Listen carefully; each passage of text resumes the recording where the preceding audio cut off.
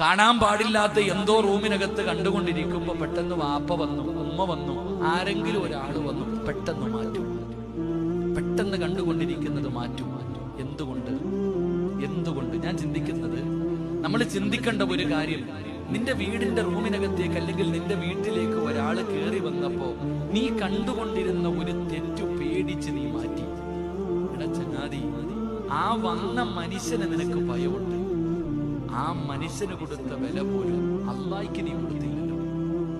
ഞാൻ റൂമിനകത്തിരുന്ന് കാണുമ്പോ അള്ള കാണുന്നുണ്ടല്ലോ, നിനക്ക് അവനെ പേടിയുണ്ട്, അള്ളാനെ പേടിയില്ല. അതുകൊണ്ട് ദുആ ചെയ്യുമ്പോ അള്ളാനോട് പറയണം, പടച്ചവനെ നീ കാണുമെന്നറിയാം, എന്നിട്ട് ചെയ്തത് പേടിയില്ലാഞ്ഞിട്ടല്ല, പറ്റിപ്പോയ എന്റെ കയ്യിൽ വന്ന പിഴവാക എനിക്ക് പുറത്തുതാ എന്ന് ആത്മാർത്ഥമായി അള്ളാഹുവിനോട് തൗബ ചെയ്ത് മടങ്ങണം. അള്ളാഹു നമുക്ക് ഭാഗ്യം തരുമാറാകട്ടെ.